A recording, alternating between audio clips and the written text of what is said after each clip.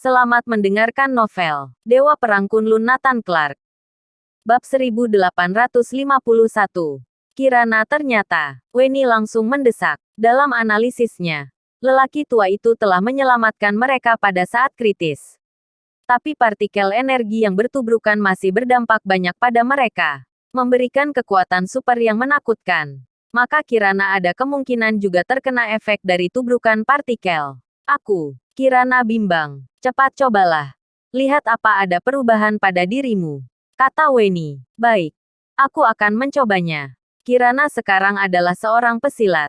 Dia mencoba merasakan kondisi tubuhnya. Dengan hati-hati. Sepertinya tidak ada perbedaan dari sebelumnya. Aku coba gunakan energi vital. Kirana menggerakkan energi vital. Dalam sekejap, dia merasakan di otaknya ada arus listrik yang terbangun. Mengalir dengan cepat dan langsung mengalir ke otak besarnya. Saat itu, ada rasa sakit yang luar biasa di otak, seolah hendak meledak. Dalam benaknya muncul gambar-gambar buram. Entah apa itu.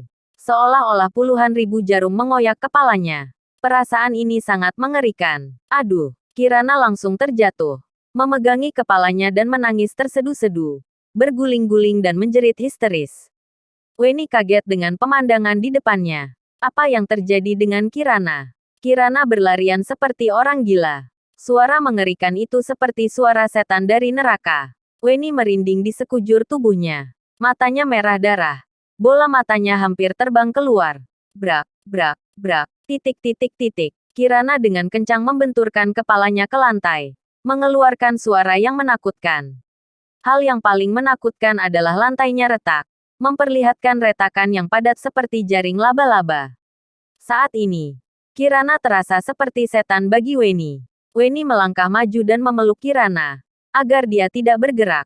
Kirana, tenang. Setelah 1 menit penuh, Kirana sedikit tenang, dan jatuh pingsan. Sekujur tubuhnya bermandikan keringat dingin. Ada apa dengannya? Apakah tubrukan partikel energi mempengaruhi saraf otaknya? Weni melakukan diagnosa awal. Tampaknya eksperimen yang gagal tidak membuat semua orang mendapatkan kekuatan super. Tergantung pada fisik setiap orang, keberuntungan dan sebagainya. Saat ini, tampaknya tubrukan partikel energi membawa sisi buruk bagi Kirana. Lebih baik istirahat dulu. Tunggu dia bangun. Setelah kembali baru melakukan pemeriksaan pada tubuhnya untuk mengetahui apa yang terjadi. Weni bergumam pada dirinya sendiri. Beberapa jam kemudian, Kirana bangun. Kirana, ada apa denganmu? Weni bertanya. Kirana memijit kepalanya yang terasa mengembang. Ketika aku menggerakkan energi vital, aku merasakan sebuah energi berhamburan di otakku. Kepalaku sakit sekali, seperti akan terbelah.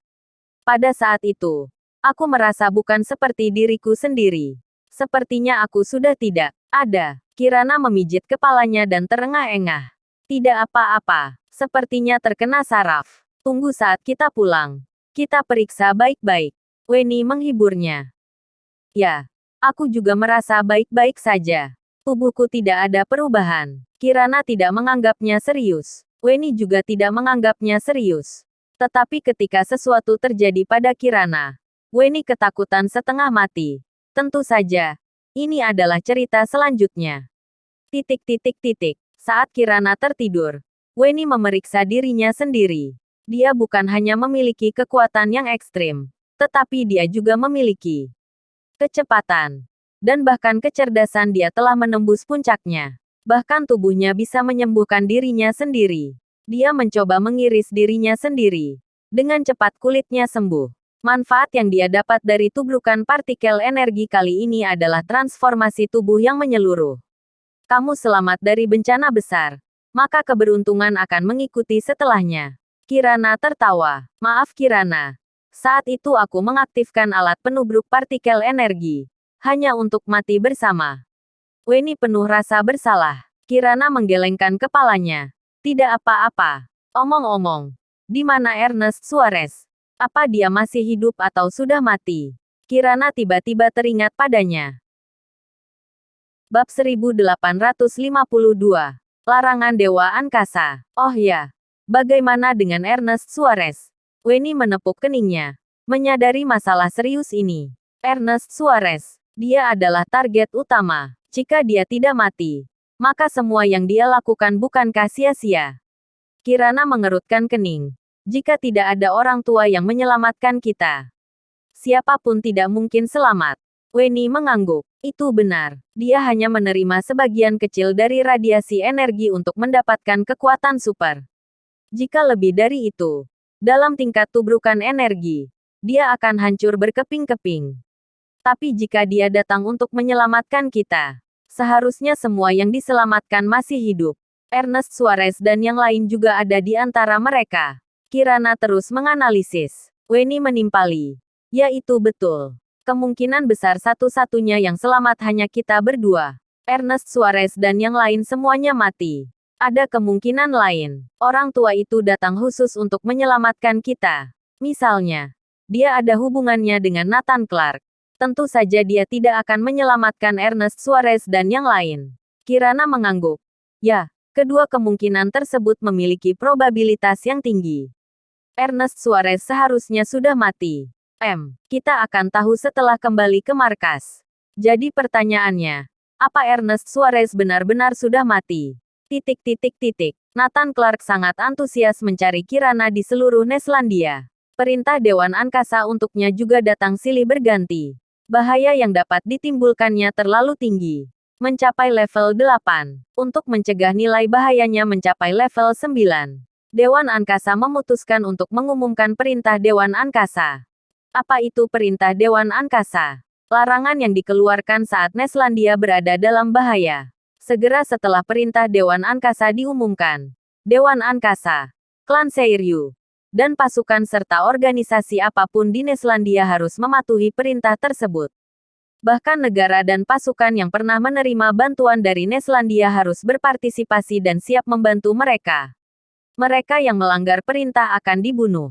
Dalam istilah awam, begitu perintah Dewan Angkasa dikeluarkan, maka semua sumber daya akan dimobilisasi hanya untuk membunuh satu orang. Dengan segala cara, saat perintah Dewan Angkasa dikeluarkan, maka tidak akan berhenti sampai orang itu dibunuh. Jika tidak mati, perintah Dewan Angkasa tidak akan dicabut. Untuk menangani Nathan Clark, Dewan Angkasa ternyata mengeluarkan perintah Dewan Angkasa. Tidak ada yang menduga hal ini. Dewan Angkasa ingin Nathan Clark mati. Ini adalah tindakan yang sangat gila. Sejak berdirinya Dewan Angkasa, perintah Dewan Angkasa hanya pernah dikeluarkan 2 kali. Pertama untuk Dewa Iblis Megam. Sampai Dewa Iblis Megam menghilang, perintah tersebut baru dicabut. Kedua kalinya ternyata untuk Nathan Clark. Begini penjelasannya. Di dunia bela diri ada pepatah yang mengatakan, begitu perintah Dewan Angkasa dikeluarkan, bahkan mati pun akan menjadi momen paling mulia bagi seorang pesilat. Pengumuman perintah Dewan Angkasa menyebabkan kegemparan di seluruh Neslandia dan seluruh dunia. Prajurit Fradron menghela nafas. Apakah harus sampai menggunakan cara ini? Perintah Dewan Angkasa telah dikeluarkan. Apa harus sampai mati baru berhenti? Utara Cakra, dewa pembunuh sederhana, dan pemimpin misterius Kyogo mungkin bisa melawan Nathan Clark. Namun satu dari mereka bertapa, 2 lainnya menghilang. Tapi begitu perintah Dewan Angkasa dikeluarkan, master paling kuat dari klan Seiryu akan keluar untuk berperang. Bahkan master tertinggi Dewan Angkasa akan bergerak untuk menjaga rahasia dan menyimpan kartu terakhir. Master Dewan Angkasa dan klan Seiryu tidak dimasukkan pada daftar peringkat langit bumi. Jadi seberapa kuat Dewan Angkasa dan klan Seiryu selalu menjadi misteri yang belum terpecahkan. Awalnya, 2 kartu terakhir besar ini akan disimpan. Biasanya hanya akan mengutus naga langit dan rekannya. Tapi ancaman Nathan Clark terlalu besar. Mereka akan mengirimkan kekuatan inti yang sebenarnya. Begitu perintah Dewan Angkasa keluar, langit dan bumi berubah warna. Tapi Nathan Clark sama sekali tidak peduli. Dia masih terus mencari Kirana.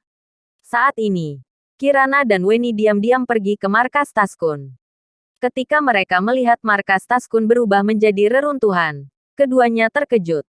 Kekuatan ledakannya terlalu luar biasa. Saat ini, pekerjaan tim penyelamat telah selesai. Tidak ada seorang pun di markas. Ayo, kita lihat ke sana. Keduanya datang ke markas. A. Titik titik titik. Bersambung.